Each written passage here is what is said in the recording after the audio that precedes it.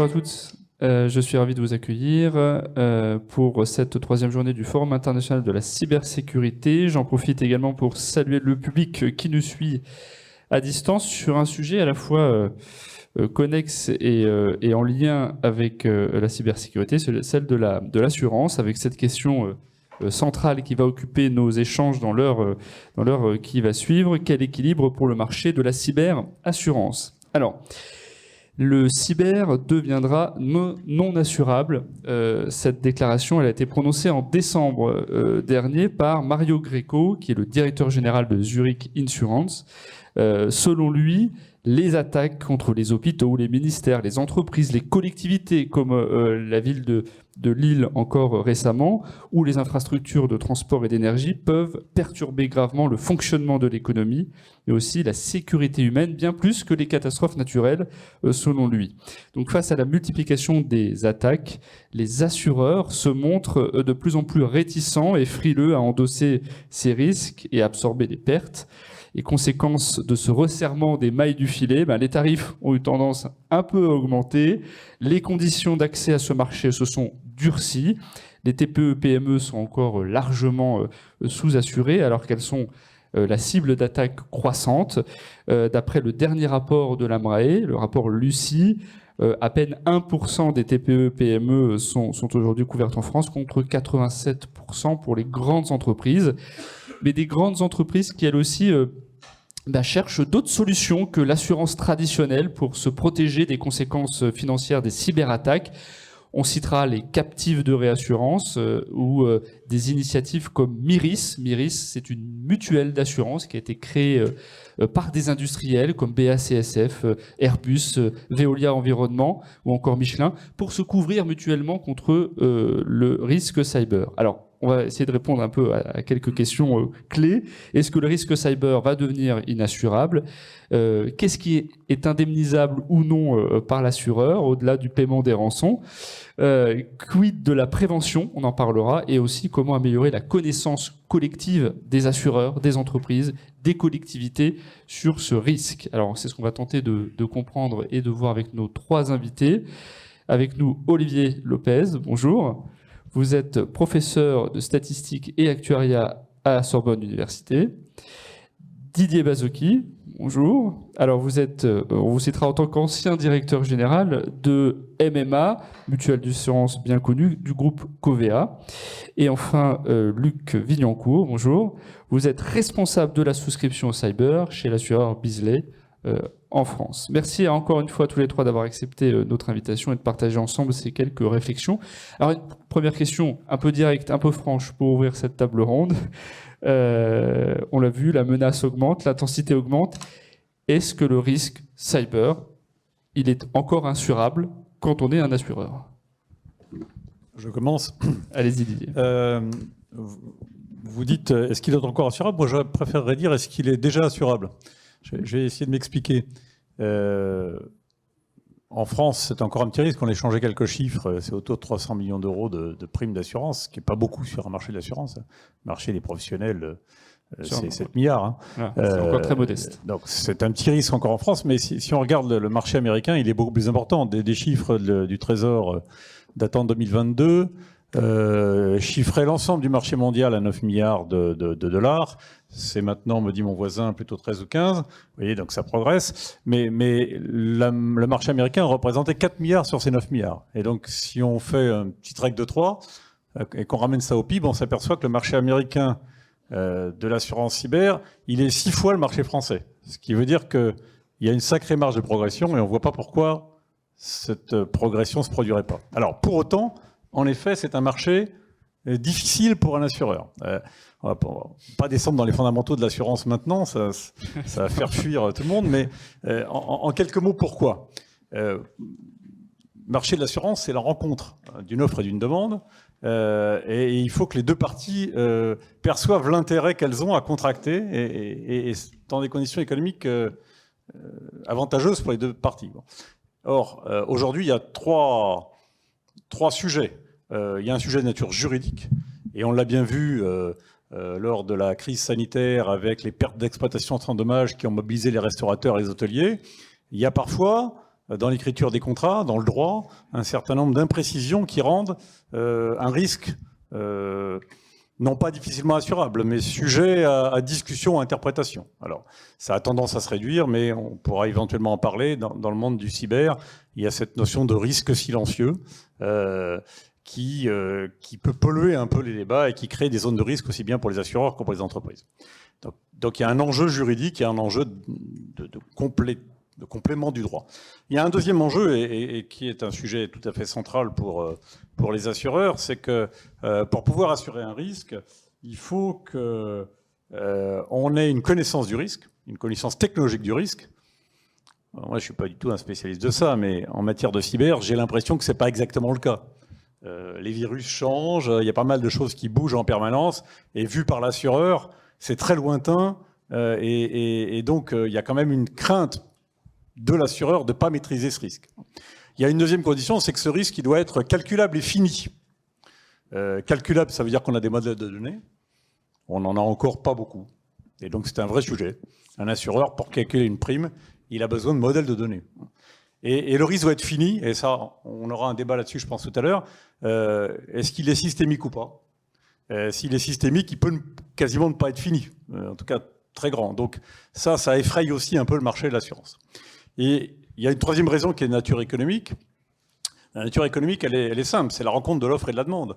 C'est-à-dire qu'on a à la fois des entreprises, et Sébastien le disait tout à l'heure, qui ne perçoivent pas toujours chez les petites et moyennes entreprises l'impact que peut avoir la survenance de ce risque. Alors l'impact en termes de responsabilité civile, l'impact en termes de dommages internes à l'entreprise, voire même de faillite dans certains cas. Moi j'ai connu une situation où une grande entreprise du Nord a subi, à 1500 salariés, a subi une agression. Tout était bloqué. Je trouve que c'était pas directement mon client, mais il avait plus de compta, plus de fichiers clients, plus rien. Paralysé. Et donc, ce risque-là, il existe, et bien sûr, on peut s'en prémunir, mais comme la technologie des agresseurs bouge tout le temps, il y a quand même un risque qui n'est pas nul, et donc, c'est un risque qui est assurable. Enfin, qui doit être assuré. Pardon. Et enfin, je citerai une quatrième chose qu'on ne cite pas souvent, c'est, comme c'est un risque récent, que le marché est en train de se constituer, il n'y a pas le bassin de rétention qu'on a sur d'autres risques. C'est-à-dire que je n'utiliserai pas le terme de bassine parce que c'est pas bien en ce moment. Mais l'assurance, c'est la loi des grands nombres. Donc pour pouvoir prendre des pics de risque, et on cite parfois des risques en matière de cyberassurance qui vont jusqu'à 40 millions d'euros sur un événement, pour prendre des pics de risque, il faut un bassin de rétention. Et comme le marché est naissant, il n'y a pas le bassin de rétention, et je pense que c'est aussi un vrai handicap. Alors même s'il existe peut-être en Amérique du Nord, mais ça mon voisin le dira, en France, il n'existe pas vraiment chez les assureurs, et tout ça explique que même si c'est un marché émergent, les assureurs sont encore, les assureurs français j'entends, sont encore un peu frileux. Un peu frileux. Alors on reviendra un peu plus tard d'ailleurs avec Olivier Lopez sur la modélisation, comment on modélise ce risque.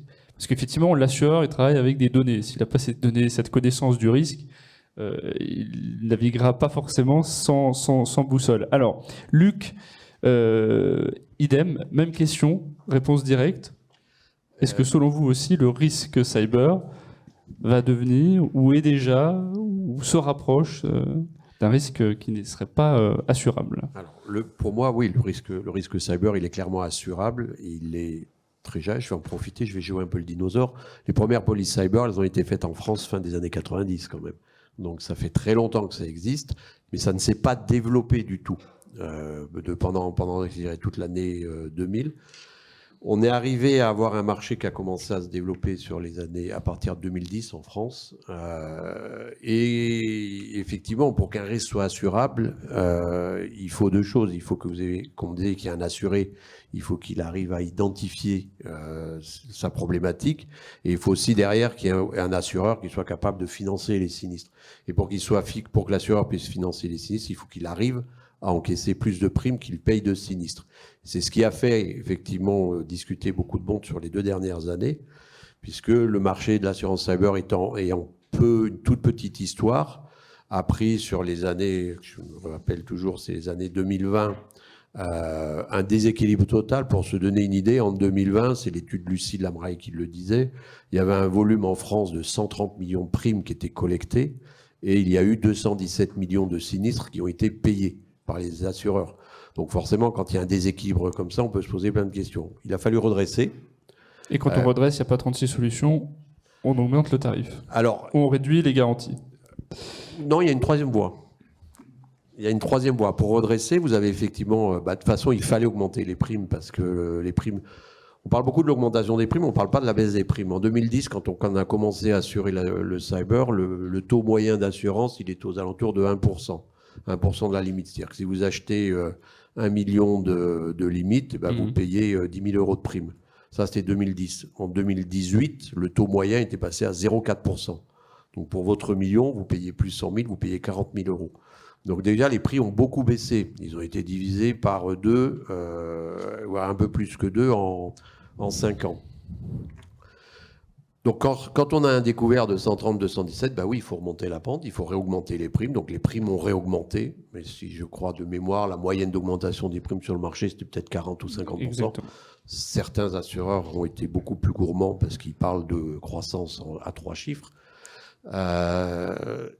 C'était assez violent, oui, sur le marché. Ça a été très violent. C'est pas, faut pas croire que c'est parce que les assureurs avaient envie de s'enrichir, c'est parce qu'il fallait qu'ils épongent des pertes. Maintenant, on est arrivé à un moment où on se rend compte aussi que l'augmentation des primes, ça aide, mais c'est pas suffisant. Et aujourd'hui, comme vous disiez, il faut faire baisser les sinistres. Pour faire baisser les sinistres, vous avez différentes philosophies. Vous avez des assureurs qui vont effectivement réduire les risques, mettre des quotités non garanties, mettre des sous-limites, voire même des exclusions, de dire je ne couvre plus telle ou telle chose. J'ai pas dit le mot rançon. Et vous avez d'autres assureurs, ils vont fonctionner autrement. C'est-à-dire plutôt que pour baisser les sinistres, plutôt qu'à les limiter les garanties, ils vont plutôt aider les assurés à améliorer la qualité de leurs risques pour que finalement l'exposition au sinistre diminue pour l'ensemble de cet écosystème qui est le système assuré et assureur. Alors, on va faire un peu de pédagogie sur ce qu'on peut trouver dans un contrat d'assurance cyber, parce qu'on n'a pas forcément des spécialistes de l'assurance en face de nous. C'est bien qu'on puisse comprendre aujourd'hui qu'est-ce qu'on va retrouver, qu'est-ce que couvre et ce que ne couvre pas le contrat d'assurance cyber, ce que prévoit même le contrat en termes de prestations, parce que l'assureur n'est pas là que pour, permettez-moi d'être thématique, payer ou régler le sinistre, payer éventuellement une rançon, ils ne le font pas tous. Mais qu'est-ce qu'on va trouver ? Qu'est-ce qu'on va trouver dans un contrat d'assurance cyber aujourd'hui ? L'assurance, en fait, ce qu'il faut, pour savoir ce que vous avez trouvé dans un contrat d'assurance cyber, il faut définir un petit peu l'assurance cyber. Et l'assurance cyber, en fait, il faut comprendre, c'est un assureur, son premier métier, ça reste de payer les sinistres. Après, il offre d'autres choses, d'autres services éventuellement, mais d'abord, c'est de payer les sinistres. Son cœur de métier. Voilà. Donc, l'assurance cyber, c'est quoi ? C'est rembourser les impacts financiers que subit une entreprise lorsqu'elle a eu une atteinte à son système informatique. Donc ça veut dire qu'à partir du moment où une entreprise va subir une atteinte à ses systèmes, une attaque, on va regarder quelle typologie d'impact financier il va y avoir derrière. Parce qu'on peut dire une atteinte au système, ça va se traduire par un problème de disponibilité, d'intégrité ou de confidentialité de données. Mais ça, c'est des impacts opérationnels. À un moment, il faut aller sur les impacts financiers. Donc finalement, l'assurance cyber, qu'est-ce qu'elle va faire ? Elle va rembourser. Elle va rembourser grosso modo 3 grands postes de garantie. Le premier poste, elle va rembourser l'ensemble des frais que l'entreprise va engager pour remédier à la crise, pour réparer ce qui a été cassé, stopper l'attaque éventuellement. Donc c'est le remboursement de tous les frais qui sont engagés. C'est le remboursement de la marge brute du chiffre d'affaires, c'est-à-dire que lorsque vous avez une attaque informatique, cela peut ralentir l'activité économique ou la freiner, ou voire même la stopper complètement. Donc l'assureur, il va rembourser la perte de chiffre d'affaires. C'est le deuxième poste de garantie. Donc, on a les frais, la perte de chiffre d'affaires. Et le troisième poste de garantie, c'est que lorsqu'une entreprise subit une attaque, et on pense notamment au sujet sur la confidentialité des données, vous allez avoir des données qui ne sont plus confidentielles alors qu'elles devraient l'être toujours confidentielles. Donc, il y a potentiellement des tiers qui vont subir un préjudice. Donc, l'assurance, elle va rembourser aussi les réclamations de tiers et les frais de défense de l'entreprise. Donc, ces 3 grands postes de garantie, les frais engagés, les pertes de chiffre d'affaires et les réclamations de tiers. Petite précision, on parle de l'assurance cyber, ça veut dire que c'est une assurance qui est Alors pour les ancêtres de l'assurance comme moi, c'est une assurance à péril dénommé. C'est-à-dire que l'assurance cyber, elle dit ce qu'elle couvre. Et elle dit, je couvre quoi? Une atteinte au système d'information de l'entreprise. Donc pour pouvoir activer un contrat cyber, il faut que l'entreprise elle ait une attaque sur ces systèmes d'information et qui va avoir un impact dans la comptabilité de l'entreprise. Donc on est toujours sur ce périmètre qui est bien important pour comprendre. Je sais qu'on va parler un peu de perte de PE sans dommage. De perte d'exploitation sans dommage. Donc la cyber, c'est une perte d'exploitation sans dommage, parce qu'il n'y a pas de dommage matériel. Voilà, mais ce n'est pas une perte d'exploitation à tout va. C'est une perte d'exploitation consécutive à un événement qui est dénommé, qui est l'atteinte au système d'information. Qui est bien délimité et dont le champ de l'indemnisation est bien limité à cet événement, aux conséquences de cet événement. C'est quand même assez normal. Didier Bazouki, pour compléter. Moi, c'était très clair ce que vous avez, Monsieur Villancourt. Moi, j'ai repris, pour vous donner quelques éléments concrets, un contrat, un contrat du marché, parce que en fait, on citera pas il vous l'a pas dit, mais il y a très peu de grands assureurs cyber. Donc mon voisin en est un, mais en fait, sur le marché mondial, c'est finalement un marché qui est aujourd'hui assez concentré en termes d'offres. Et donc, j'ai pris un contrat, et je pense que c'est bien de regarder un peu ce qu'il y a dedans pour illustrer le propos.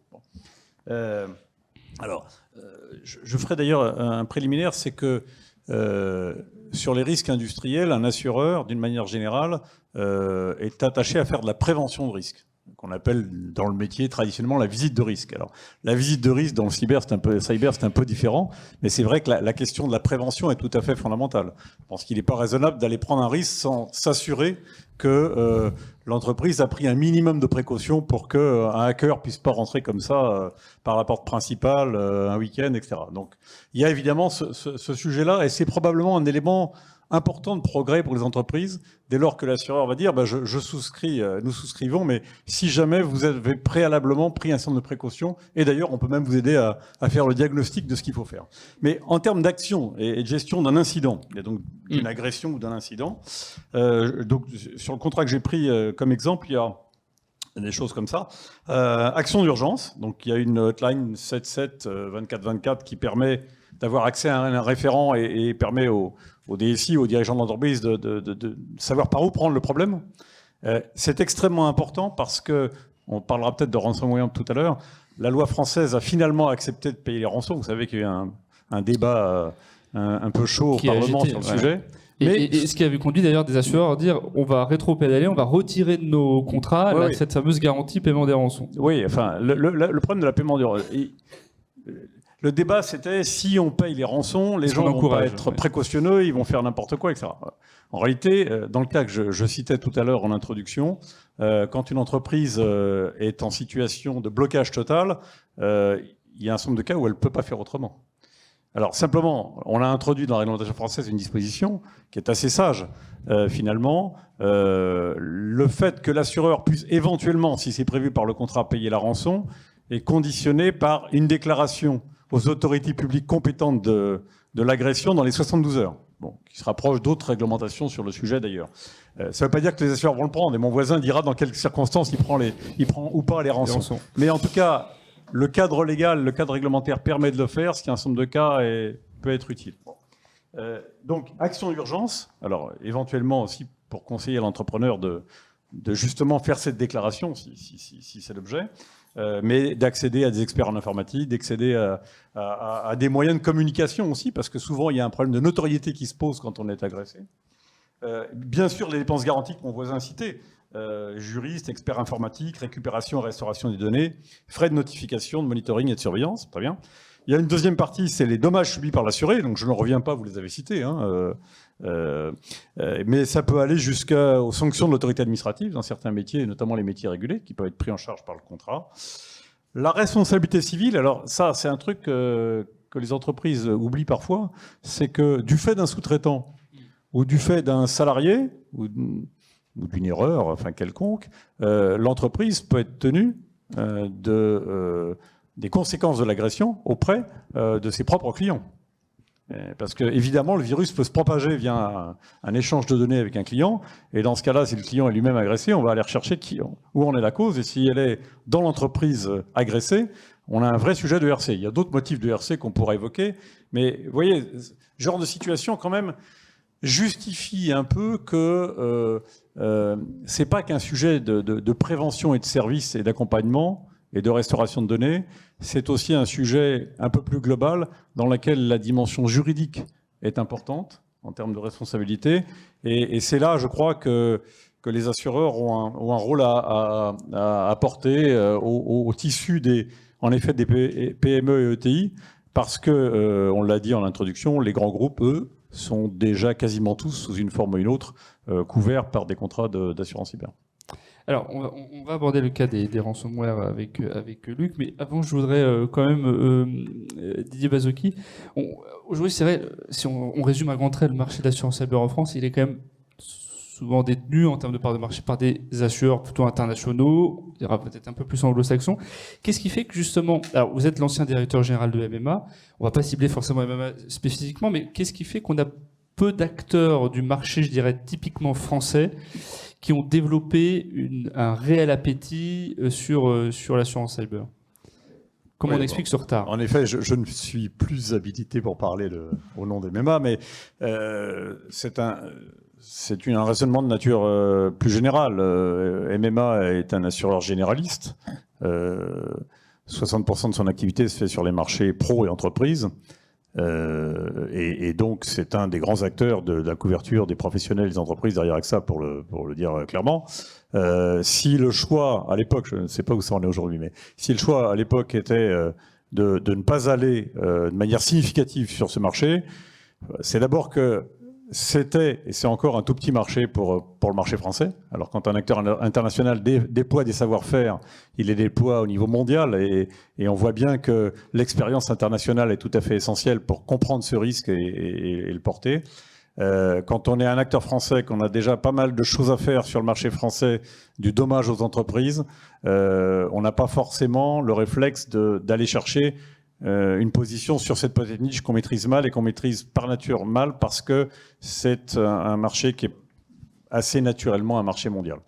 Donc ça, c'est la raison principale. Et puis, comme dans toute entreprise choisit sa stratégie d'offre, et donc ça n'était pas dans sa stratégie d'offre. Maintenant, bien évidemment, les agents généraux MMA apportent des réponses aux entreprises quand ils couvrent les dommages, par exemple, ou d'autres risques dans l'entreprise. La question du cyber peut être évoquée avec le chef d'entreprise, et les agents MMA, comme d'autres agents de compagnies d'assurance françaises, vont chercher un des 3 ou 4 grands assureurs mondiaux pour apporter la bonne solution, dont celle que j'ai évoquée tout à l'heure, par exemple. Exactement.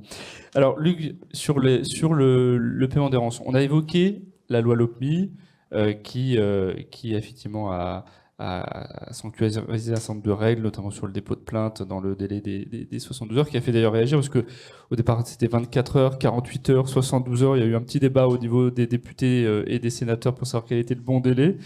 Mais au-delà de ça, on a maintenu le principe aussi du paiement des rançons, qui n'a pas été interdit. Il y avait une menace à un moment donné qui planait, finalement on l'a confirmé. Est-ce qu'on a raison de réduire le débat de l'assurance cyber à payer ou pas les rançons? Est-ce que c'est pas un peu réducteur? Et vous, quelle est votre politique d'ailleurs? Oui, c'est complètement réducteur.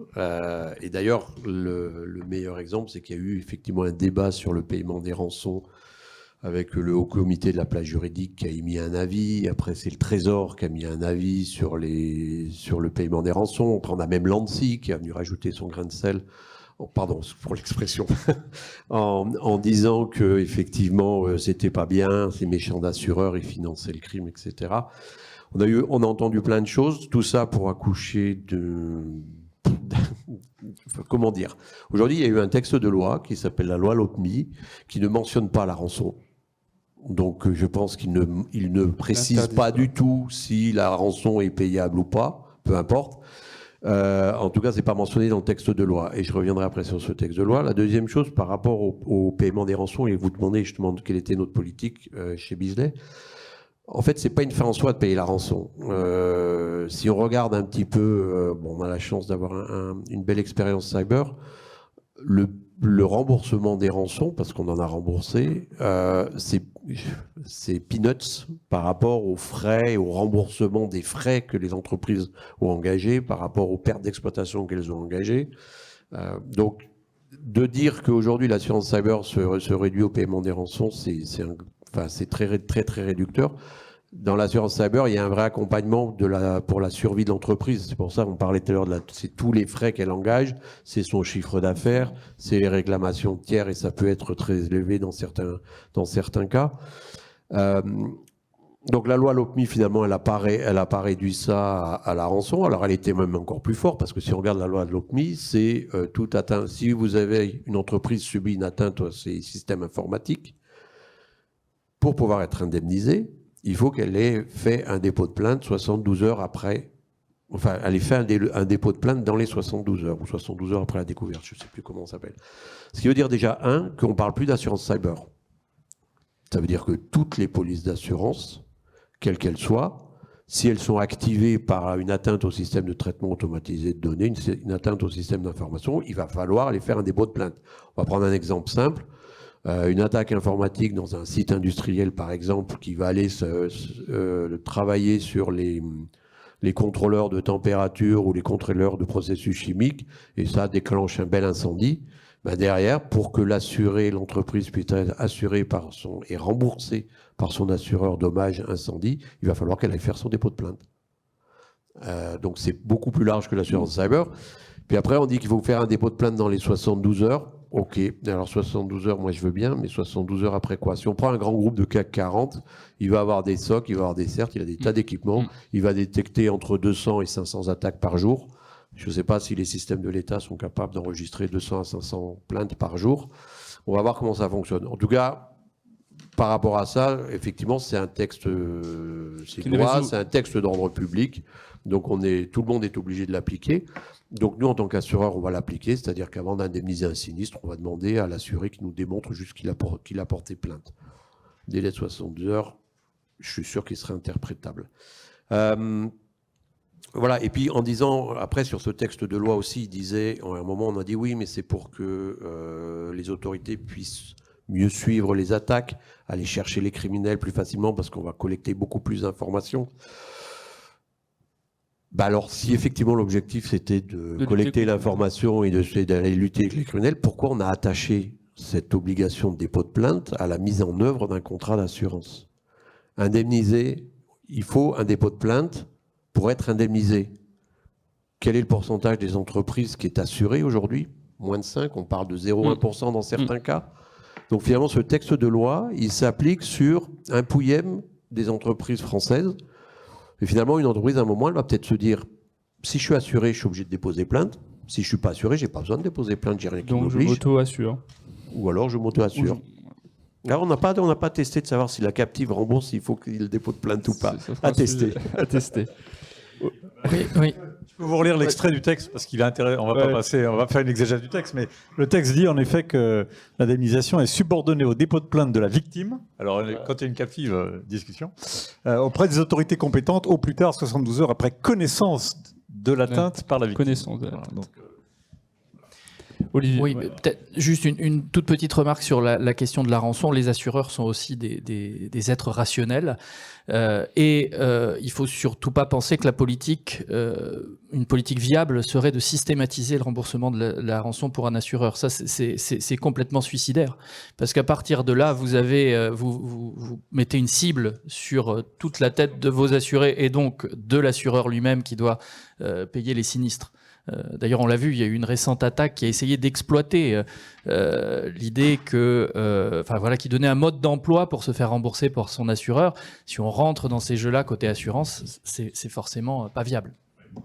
c'est vrai, je suis parfaitement d'accord avec ce que vous venez de dire. Simplement, c'est ou c'est pas dans un contrat.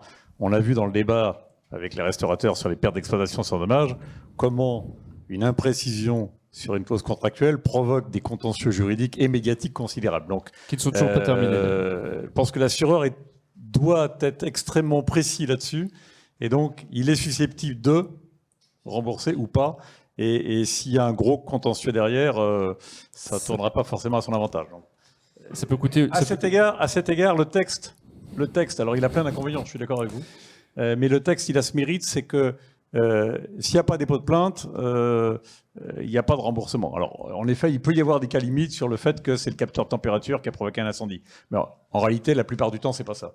La plupart du temps, c'est une attaque, une agression sur le système d'information. Et donc, c'est beaucoup plus net que ça. Ça bloque la compta, ça bloque le fichier client, je ne sais quoi d'autre. Et donc là, on voit bien que c'est directement un sujet informatique. Et on est donc assez à l'aise pour l'identifier. Le problème, c'est qu'en effet, cette histoire dépôt de plainte, que ce soit d'ailleurs au titre du contrat dommage et RC de l'entreprise ou que ce soit au titre d'un contrat cyber, l'entrepreneur n'a pas forcément le réflexe de le déposer, d'aller vers l'autorité compétente. C'est un peu ça la limite de l'exercice, quoi. Et d'où l'importance qu'en effet a l'assureur dans ce cas-là d'apporter un service complet d'accompagnement dès lors qu'il apprend que son assuré a été victime d'une agression. C'est tout à fait vrai, c'est ce qu'on fait. Donc, l'ensemble des équipes de réaction à incident chez nous, donc cyberservice, ou même les équipes sinistres, ont prévu dans leur mode opératoire la première information à donner à l'assuré, c'est rappelez-vous que le dépôt de plainte est obligatoire, faites un dépôt de plainte, faites un dépôt de plainte. Nous, on conseille de le faire, on recommande de le faire. Après, certaines professions ont déjà commencé à surfer sur la vague en mettant en place des tarifs spéciaux dépôt de plainte LOPMI, mais bon, on verra. Alors, j'aimerais qu'on rentre sur la notion de modélisation, et là je me tourne vers vous, Olivier Lopez. On l'a dit en préambule, Didier Pazuki le rappelait tout à l'heure, il faut que le risque soit calculable. Il faut qu'on puisse s'appuyer sur une bonne connaissance du risque pour pouvoir développer son appétit, apporter un peu plus de capacité quand on est un assureur, ce qui ne semble pas forcément le cas aujourd'hui sur le cyber. Pourquoi une modélisation aujourd'hui est difficile et comment on pourrait résoudre ou dépasser cette difficulté pour permettre éventuellement de desserrer les taux du marché de l'assurance cyber? Alors déjà, d'abord, il faut se demander pourquoi on modélise.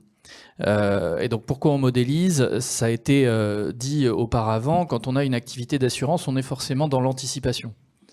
Parce que quand on achète, quand on souscrit un contrat d'assurance, on évoque un risque qui ne s'est pas encore réalisé. Et donc on est dans la projection de ce risque. L'assureur, il va également, lui, avoir à gérer ce risque une fois qu'il a été pris. Et donc, tout ça, ça va nécessiter de l'anticipation. Et donc, pour l'anticipation, ça veut dire essayer de presque prédire l'avenir d'une certaine façon. Et en tout cas, d'essayer, ça va pas être possible de le faire à un niveau individuel en général, mais la grande chance de l'assureur, c'est qu'il gère un risque d'un point de vue collectif. Et donc, il a potentiellement la capacité d'estimer combien il risque d'avoir de victimes l'année prochaine et éventuellement quelle va être la sévérité. En tout cas, ça c'est pour un risque, je dirais, classique. Alors, ça a été dit, le risque cyber, on le classe dans la catégorie des risques émergents. Et il est particulièrement embêtant parce qu'au sein des risques émergents, il y a des risques émergents. Prenez la sécheresse, par exemple, aujourd'hui, c'est un risque émergent. Pourquoi c'est un risque émergent? Pas parce qu'on vient de découvrir qu'il pouvait y avoir des sécheresses, on sait ça depuis l'aube de l'humanité, mais c'est parce que, vous voyez, par exemple, les maisons qui se fissurent avec le phénomène de retrait-gonflement des argiles, pour ceux qui connaissent, c'est quelque chose qu'on n'avait pas forcément anticipé. Mais la physique du risque, on la connaît à peu près. Là, sur le cyber, on parlait des premiers produits cyber dans les années 90. La cybersécurité, c'est certes aussi vieux que la sécurité, que l'informatique lui-même.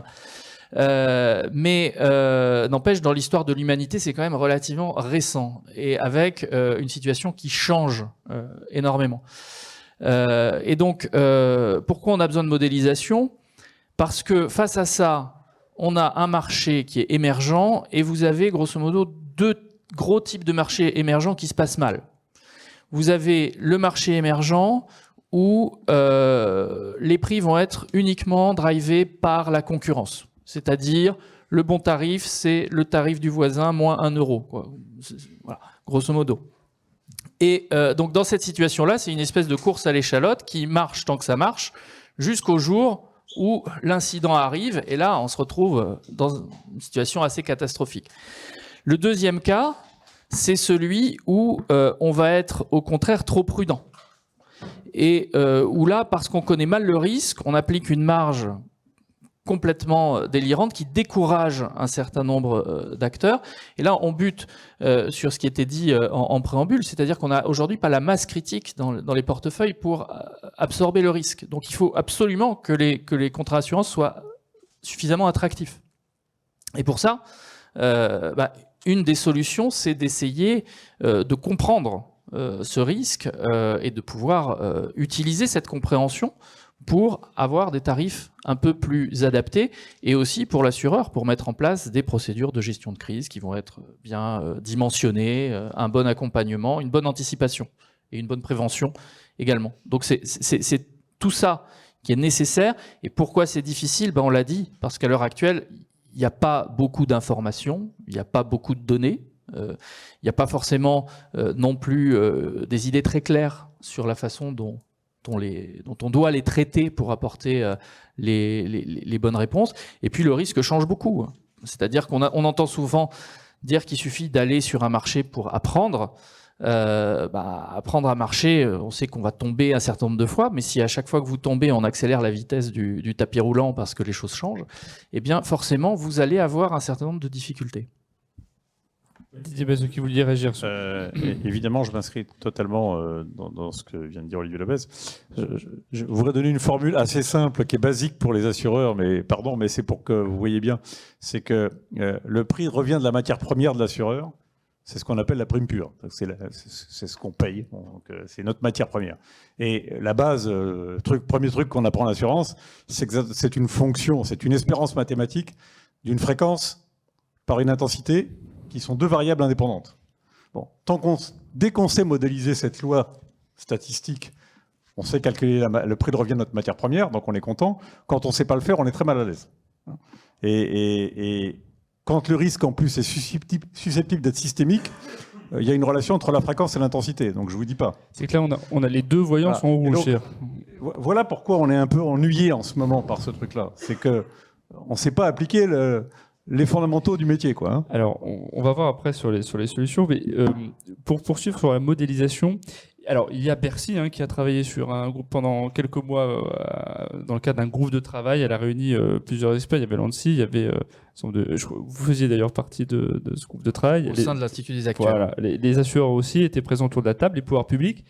Il est ressorti un certain nombre de propositions de ce groupe de travail. La première, il faut quand même la souligner, c'est qu'on a fait rentrer, vous avez dit que le cyber était apparu, cyberassurance était apparu fin des années 90, on a fait rentrer dans le code des assurances la cyberassurance en tant que telle. Donc déjà en soi, on a de ce point de vue-là une évolution. Mais il y avait dans ces propositions la création d'un observatoire de la cybersécurité. Alors qu'est-ce qu'il faut attendre de cet observatoire de la cybersécurité ? Est-ce que ça va être justement un centre de partage des données de chacun et ensemble collectivement on va apprendre à mieux connaître cette menace cyber? Qu'est-ce qu'il faut attendre? Est-ce que ça pourra servir éventuellement les assureurs pour retrouver un peu de vue? Alors, ce que ça va être, ça je ne saurais pas le dire, ce que ça peut être et ce que ça devrait être, ça c'est une question qu'il faut se poser. Bien sûr, on a besoin de données, ça a été dit, pour essayer de modéliser, pour essayer de comprendre. Donc ça veut dire qu'il faut faire naître un appareil statistique qui est adapté à ça. Et c'est pas une tâche qui est simple, ça se décrète pas tout d'un coup de récolter des données. La première chose, c'est de se demander quelles données. Voilà. Et puis aussi, peut-être même avant, pourquoi faire? Donc, quels sont les buts? S'il s'agit d'observer simplement comme on regarde passer les trains, c'est pas vraiment intéressant. Ce qu'il faut, au contraire, c'est que cet observatoire, il nourrisse une démarche tournée autour de l'anticipation et de la prévention. Et bien sûr, pour les acteurs économiques comme les assureurs, eh bien, l'exploitation de cette information pour faire naître un écosystème d'assurance qui soit le plus viable possible.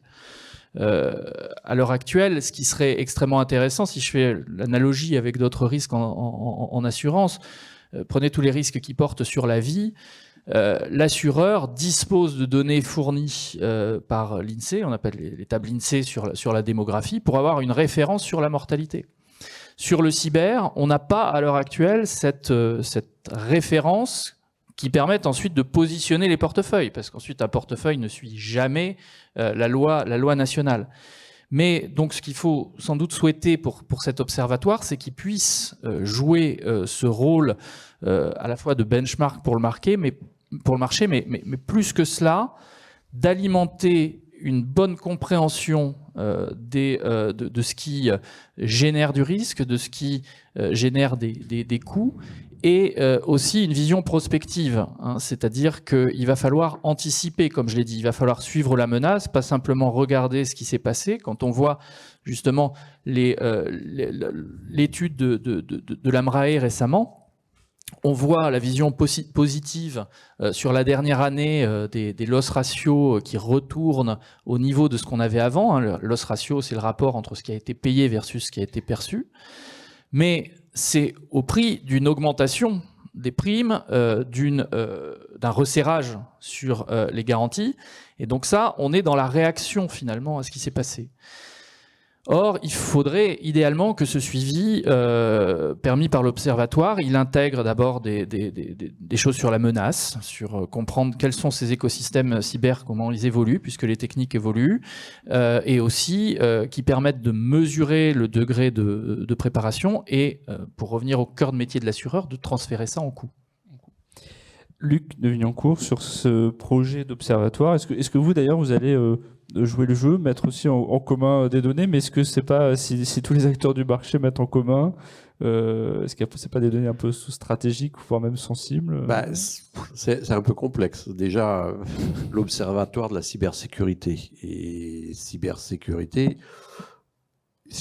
nous on peut essayer d'apporter notre pierre parce qu'on va essayer de comprendre le cyber-risque pour le couvrir, mais la cybersécurité, on n'est peut-être pas les mieux placés pour expliquer ce qu'il faut faire. On peut accompagner les entreprises, on va travailler avec des entreprises spécialisées pour accompagner, mais en fait on n'a pas forcément de données là-dessus. Il faut savoir aujourd'hui que... Alors on dit aux assureurs, ce serait bien si vous vouliez partager vos données, mais d'un autre côté, quand l'assureur il veut souscrire une police d'assurance cyber, il se fait reprocher par l'ensemble de l'écosystème de poser trop de questions. Donc à un moment, si on veut de l'information, il va bien falloir qu'on puisse poser des questions. Je suis très dubitatif, je veux dire. Et puis aussi sur le fait que finalement, quand un assureur, ce qui serait intéressant, ce serait de récupérer les données d'analyse de sinistre. En fait, qu'est-ce qui s'est passé, comment ça s'est passé. Vous pouvez les faire parler, ces données d'analyse? Et les faire parler. Mais le plus souvent, le métier de l'assureur, ça consiste à aller indemniser un sinistre. Donc, on va rester sur des visions très financières. Après, c'est les experts qui interviennent chez les assurés. C'est les prestataires qui vont intervenir chez les assurés. C'est leurs entreprises qui fondent des SOC, des CERT, qui peuvent voir effectivement évoluer la menace. Après, on essaye quand même de la partager. Alors, j'avoue qu'entre partager nos données avec un observatoire, je ne sais pas, la question ne s'est pas posée encore. Par contre, on les partage avec nos assurés. C'est-à-dire qu'aujourd'hui, on regarde un peu ce qu'on a connu comme sinistre dans notre portefeuille, qui est quand même assez grand, et on voit quels sont les critères communs qui causent tous ces sinistres-là. Et ces critères communs, on va les partager systématiquement avec nos assurés, puisqu'en fait, ça devient quelque part les critères d'assurabilité. C'est-à-dire quand vous avez des critères que vous retrouvez systématiquement, alors je vais parler un peu technique, mais je le ferai, Richard, je te promets que je n'en dirai pas trop parce que j'ai la limite. Mais quand vous voyez que systématiquement des entreprises qui ont les accès, ce qu'on appelle les accès à distance à leur réseau informatique, c'est une des portes d'entrée préférées des pirates pour rentrer. Et que vous voyez des entreprises qui n'ont pas forcément mis de moyens de protection en face parce qu'il y a juste un mot de passe et un utilisateur, on le retrouve. Donc nous, on va demander, mettez un MFA. Le MFA, c'est pas parfait parce qu'aujourd'hui, on commence à avoir des cas où les MFA sont cassés, mais n'empêche que ça protège très bien. Regardez les filtrages sur les emails. Combien d'attaques rentrent par des pièces jointes ou des liens qui sont dans les pièces jointes? On dit aux entreprises, si vous n'êtes pas capable d'aller analyser les pièces jointes et les liens qu'il y a dans vos emails, vous ouvrez une porte immense aux attaquants. Peut-être juste deux mots sur le fait qu'effectivement les données techniques ne sont pas nécessairement chez l'assureur, ça je suis tout à fait d'accord. Il faut voir quand même qu'il y a données et données. Et en l'occurrence, on est à l'heure actuelle dans une extrême pauvreté sur la compréhension de la menace, et il y a déjà il y a une montée en puissance nécessaire de cet outil statistique. Donc il faudra nécessairement que ce soit progressif et qu'ensuite il y ait des questions sur les conditions, bien sûr, du partage. Mais il y a aussi un autre aspect quand même que j'ai pas mentionné, qui est extrêmement important, c'est qu'à l'heure actuelle, il y a un segment sur lequel, pour le coup, on a quasiment zéro information, sinon que c'est très risqué, c'est tout ce qui va être les collectivités territoriales. Et ça, on a besoin, notamment sur les petits, d'avoir des outils qui permettent cette analyse du risque. D'autant qu'elle aussi, on l'a vu, elle n'échappe pas non plus aux cyberattaques. Alors, j'aimerais qu'on aborde le sujet quand même de la prévention. On l'a dit, il y a une demande forte aujourd'hui, une offre d'assurance limitée. Il faut franchir, quand on pousse la porte d'un assureur pour lui demander une couverture contre un risque cyber, il faut franchir et respecter un certain nombre de barrières, d'obstacles et de conditions. Pas toujours simple, ce qui fait que beaucoup en sont écartés avant même qu'on leur dise oui ou non. Mais c'est là où c'est peut-être aussi un rôle de l'assureur, avant d'être dans une logique de prime, sinistre, tarif et contrat et garantie, d'accompagner aussi un futur client dans la bonne prévention vis-à-vis de son niveau d'hygiène informatique minimale qu'il doit quand même franchir pour espérer peut-être un jour avoir une couverture adéquate. Mais oui, complètement, et c'est la base, un peu la base de l'assurance, et pour les gens qui ont de l'expérience en assurance dommage et incendie, ça marche comme ça, par définition. Oui, parce que vous disiez d'ailleurs en préparant cette table ronde, il y a une réalité de personnes d'assurer un bâtiment en bois avec une cheminée au milieu. Voilà, tu pourrais avoir le même réflexe aussi, presque. Voilà. Oui. Si vous construisez un bâtiment en bois et que vous chauffez avec un feu de bois à flamme vive, c'est sûr qu'il n'y a pas grand monde qui va vouloir vous assurer contre l'incendie. Mais c'est vrai, c'est totalement. Aujourd'hui, en fait, vous avez l'évolution du monde qui a fait que toutes les entreprises se sont digitalisées à marche forcée parce que économiquement, elles n'avaient pas le choix, il fallait le faire. Sauf que personne n'a intégré dans cette notion-là que quand on se digitalisait, on créait un nouveau risque dans l'entreprise. Et donc là, aujourd'hui, ça nous pète un peu à la figure, puisque en fait, ce risque, il est en train de se réaliser. Et on se rend compte que les entreprises ne sont absolument pas prêtes. Enfin, ça dépend, ça s'améliore. Heureusement que ça s'améliore. Les grandes entreprises, maintenant, sont plutôt pas mal loties, mais plus on descend dans la taille de l'entreprise, plus nos PME, il y a encore du chemin. Et effectivement, il faut faire un minimum de prévention. Il faut effectivement... Nous, on utilise notre expérience sinistre, parce que je parlais tout à l'heure des critères communs qu'on a un peu déterminés pour savoir... les critères qui ont été utilisés pour dans des sinistres ou des attaques. Donc on va dire à une entreprise, ces critères, si vous ne les atteignez pas, vous êtes en l'état quelque part pas assurable, mais néanmoins, on va lui dire où est le problème, qu'est-ce que c'est, comment elle peut le résoudre, puis on va aller un peu plus loin encore en essayant de dire si vous voulez qu'on vous accompagne pour vous aider à résoudre le problème, on a aujourd'hui les ressources, les moyens de vous trouver avec vous qu'est-ce qu'il y a à faire et comment vous devez améliorer votre niveau de risque. Et dans la plupart des cas, quelles sont les conditions que vous voyez qui ne sont pas toujours ou de loin respectées, où les entreprises sont loin des clous?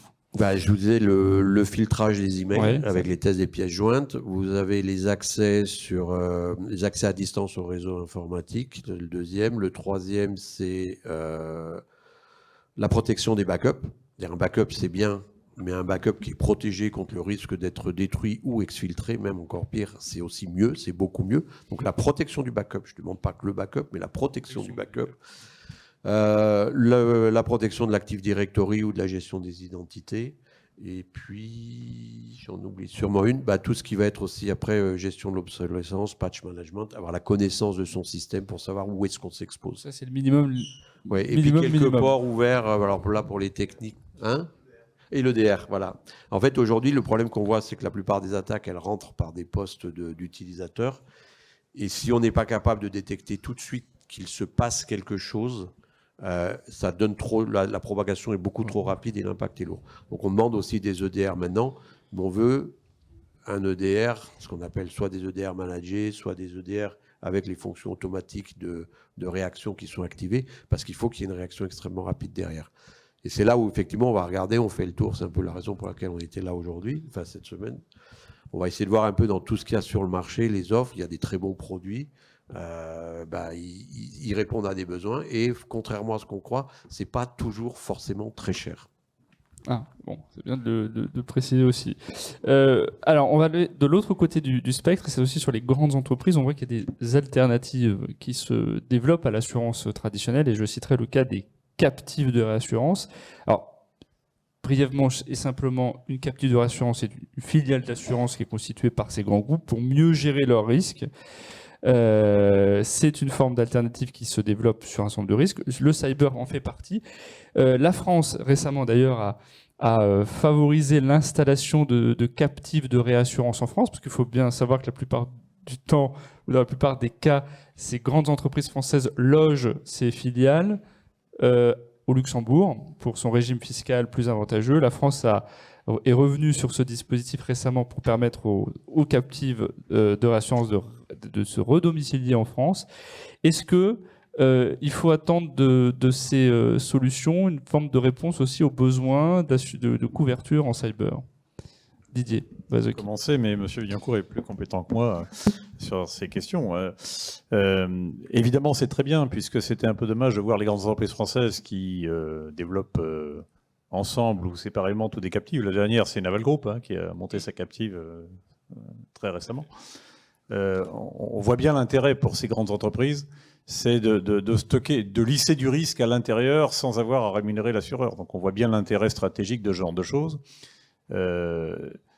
Le droit français ne leur permettait pas à ces captives, qui sont des structures d'assurance, de constituer des provisions pour faire face à ces risques futurs qu'on appelle les provisions d'égalisation dans un cadre fiscal avantageux, parce qu'elles n'étaient pas déductibles pour faire court, donc c'est pas très attractif. Le droit luxembourgeois le permettait, évidemment, on allait sortir des capitaux qu'on allait mettre au Luxembourg, ce qui n'était pas satisfaisant. Donc le dispositif qui a été pris, on ne peut que s'en féliciter, et il est préférable que, évidemment, ces grandes entreprises françaises maintiennent leurs fonds et constituent leurs provisions au sein du territoire national dans des conditions qui sont d'ailleurs par ailleurs totalement réglementées, c'est-à-dire qu'il y a des coefficients à pas dépasser aussi bien en constitution de provisions qu'en montant total de provisions. Maintenant, c'est un dispositif qui est fait pour les très grands groupes. Je ne vois pas la PME qui a ses propres challenges de marché au quotidien aller détourner de l'énergie de ses dirigeants pour aller constituer une captive. Il faut qu'elle soit agréée au titre il faut qu'elle soit à l'exercice d'assurance. Enfin, c'est très lourd, technique. C'est lourd. Il faut un accord, c'est une captive de réassurance, donc il y a un accord en amont avec un assureur. Tout ça est très technique. Il n'y a qu'un grand groupe qui peut s'offrir les compétences et le temps pour faire ce genre de choses. Donc ça ne règle pas, mais M. Villancourt va évidemment compléter ça et l'argumenter. Ça ne règle pas la question de la plupart des entreprises. Et on a vu que les grands groupes étaient déjà assurés et protégés parce que les stratégies de lutte contre les cyberattaques dans les grands groupes, c'est évidemment le quotidien, c'est partie du quotidien des directions informatiques. En revanche, le vrai problème aujourd'hui et le risque, il est dans les PME et les ETI. Et franchement, ce n'est pas un outil, me semble-t-il, fait pour ces entreprises. Donc là, la réponse, elle est de l'assurance qui, en effet, couvre le risque, mais qui aussi, par le dispositif de prévention qu'elle nécessite au moment de la signature du contrat, conduit l'entreprise à améliorer son niveau de protection. Et il y a une belle complémentarité, d'ailleurs, entre ces entreprises de services dont un grand nombre sont présentes ici, et l'assureur. Elles ne sont pas concurrentes. Moi, dans un cybercampus, j'entendais des RSSI me dire, et s'il y en a dans la salle, ils réagiront, mais me dire que finalement, le budget de l'assurance était concurrent de leurs propres moyens. Je ne pense pas que ce serait une bonne idée, parce que ce n'est pas le même métier. Le RSSI, il a besoin d'argent pour couvrir l'entreprise, ça c'est très clair, mais à un moment donné, il faut couvrir un risque. Et l'assureur, il intervient pour couvrir le risque quand il survient, parce que le risque, encore une fois, il peut être sur une grosse boîte de 40, 50 millions d'euros.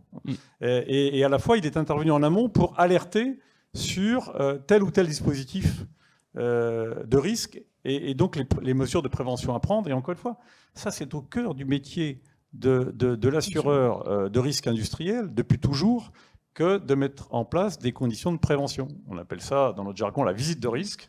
Et la visite de risque, on envoie des ingénieurs dans les boîtes et ils qualifient tous les risques et ils disent là, on souscrit que si telle et telle conditions sont réunies. Et en cyber, c'est la même chose. C'est beaucoup plus fluctuant, le risque est beaucoup moins défini et donc c'est plus compliqué, mais c'est exactement la même approche. Donc, voilà. Donc la réponse, à mon avis, pour les PME et les ETI, c'est clairement l'assurance. Je ne dirais pas le contraire, je pense. Non, mais oui, effectivement, la captive, ce n'est pas une alternative à l'assurance, c'est une complémentarité. Après, vous avez tout dit, mais effectivement, Captif, c'est quoi? C'est une entreprise qui décide de créer sa propre compagnie d'assurance et qui va bénéficier d'un certain nombre d'avantages fiscaux pour ses réserves.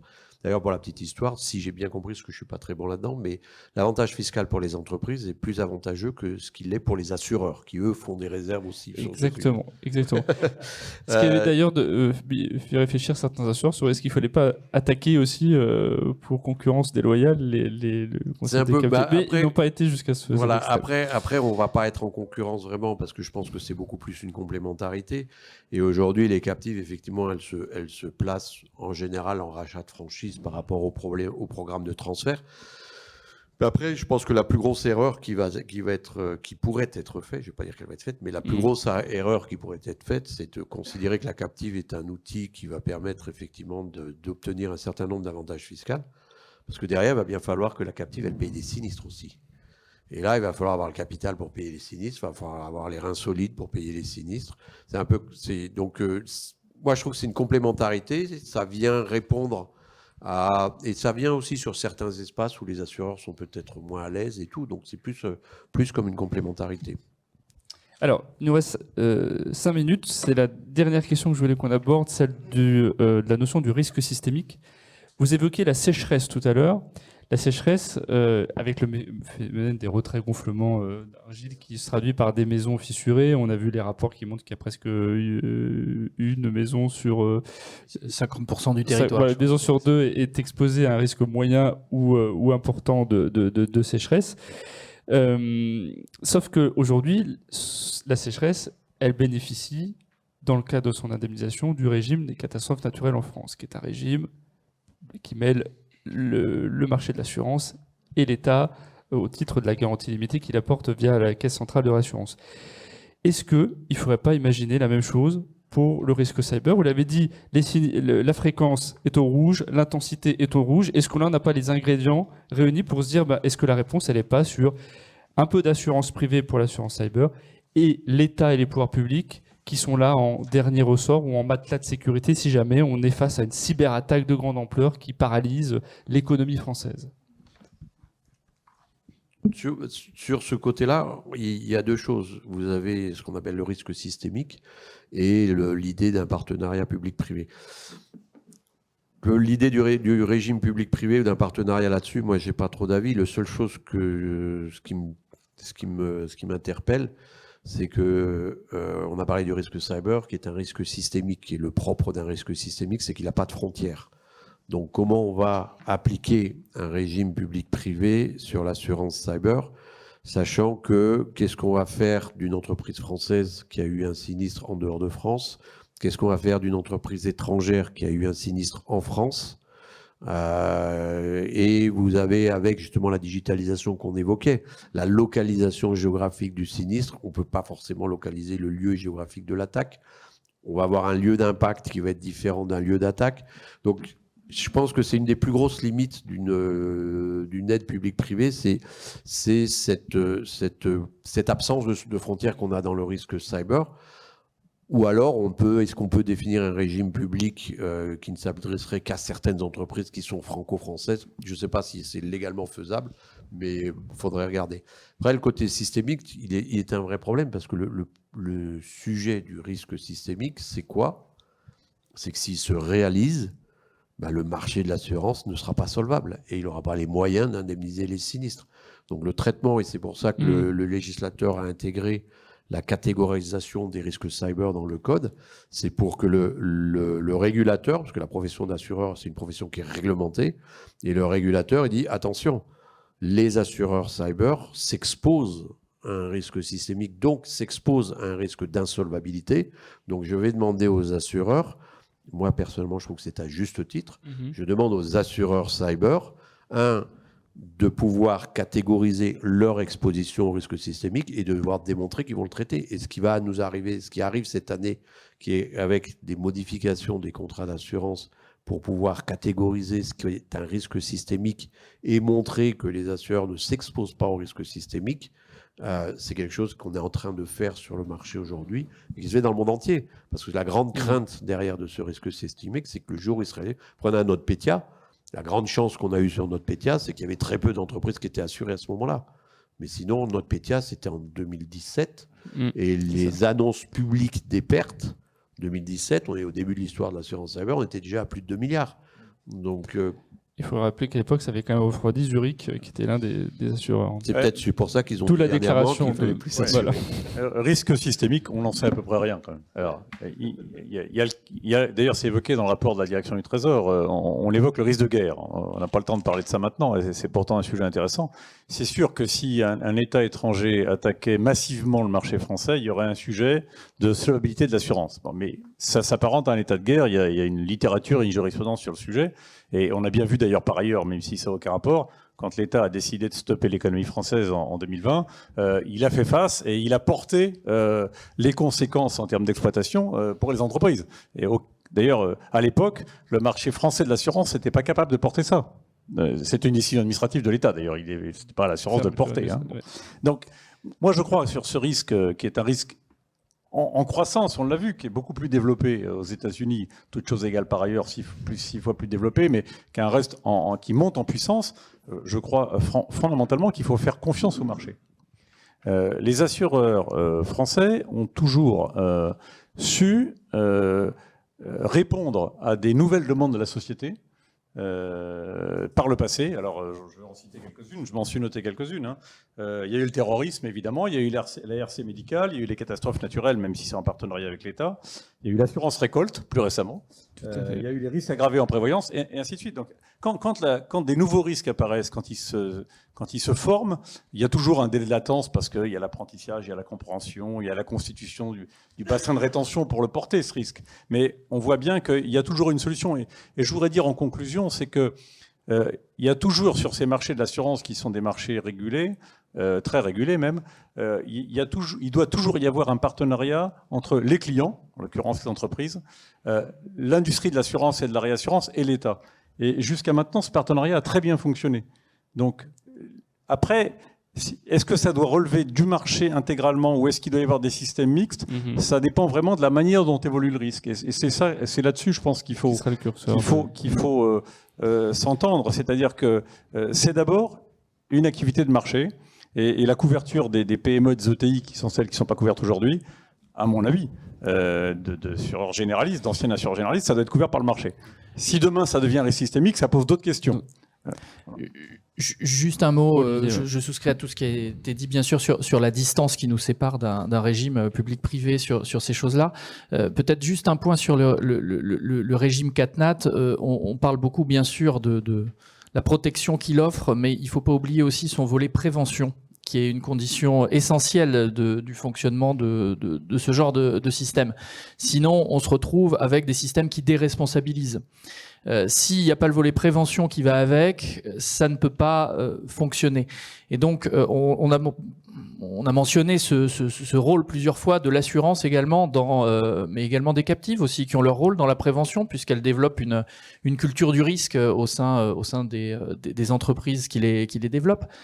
Et donc vraiment, ce développement de la prévention, c'est sans doute un des rôles clés que peut jouer l'assurance. On cite souvent aussi, on parlait de l'incendie tout à l'heure, quand on fait un peu d'histoire de l'assurance, on a coutume de dire que l'assurance moderne, elle est née après le grand incendie de Londres. Alors c'est peut-être parce que c'est raconté par des anglo-saxons la plupart du temps. Mais en tout cas, l'assurance a eu un rôle dans la réduction de ce rôle incendie parce qu'elle a permis de déployer un certain nombre de normes qui font qu'on ne se retrouve plus dans les économies modernes face à un risque de la même ampleur qu'à l'époque de ce grand incendie de Londres. Voilà. Très bien, merci à tous les trois. On a le temps de prendre éventuellement une ou deux questions s'il y en a. Oui, il y a une question. Alors on va vous apporter un micro, ça sera plus facile. Merci de vous présenter. Merci. Oui, Maxime Bourse. Non, je pense que ça ne fonctionne pas, je vais essayer de parler fort. Justement, on parlait des risques, etc. Et on voit aussi le développement des scorecards. Et justement, qu'est-ce que vous en pensiez pour justement les assurances cyber? Les ratings? Oui, c'est ça. D'accord. Je pense que le rating, les différents types, il y a différentes effectivement entreprises qui proposent des solutions de rating. Pour moi, je pense que c'est intéressant, mais ça sert surtout aux assurés, aux entreprises, parce que ça leur permet un peu de se benchmarker, ça va leur permettre de démontrer leur position par rapport à leurs pairs, et ça peut éventuellement les aider à faire prendre conscience à la direction générale de la vulnérabilité éventuelle de l'entreprise. Je connais des très grandes entreprises qui se donnent pour objectif d'être le mieux classé de leur secteur d'activité, parce que c'est un objectif qui est sain. Après, au niveau de l'assurance, en tant qu'assureur, le problème du rating, c'est que ça reste une vision très extérieure du risque. Et ensuite, chaque assureur, quelque part, c'est un marché concurrentiel, c'est un marché commercial, un marché concurrentiel. Chaque assureur va avoir sa propre analyse de risque, et on ne peut pas aligner tous les assureurs sur une même méthode d'analyse de risque. Donc, on en tire un certain nombre d'informations, mais ce n'est pas exhaustif totalement, ce n'est surtout pas exhaustif, ce n'est pas suffisant, mais ça présente certains intérêts. Nous, on ne les utilise pas trop, on regarde quelques critères qu'on peut retrouver dans les organisations de rating, mais pour le moment, ça ne correspond pas à notre besoin en tant qu'assureur. Peut-être juste un élément complémentaire, ça apporte effectivement une vision du risque. À mon sens, une des difficultés, c'est d'abord de savoir comment elle se traduit d'un point de vue économique, puisque là, on est en train de parler finance quand on va parler assurance. Et ensuite, il faut bien imaginer que de toute façon, un contrat d'assurance, c'est un dialogue entre un assureur et un assuré qui doivent se mettre d'accord sur une norme commune et qu'ils acceptent. Et donc, il y a la question aussi, sur ces indices-là, de leur stabilité dans le temps, de leur traçabilité, d'un certain degré de transparence, pour que l'assuré soit bien persuadé qu'il ne va pas se faire léser si on utilise tel indice. Et même chose du côté de l'assureur. Très bien, merci à tous les trois, on peut encore vous applaudir. Merci à vous. Et merci à vous de nous avoir suivis, à ceux qui étaient également connectés à distance, et votre forum se poursuit. Merci à tous, au revoir.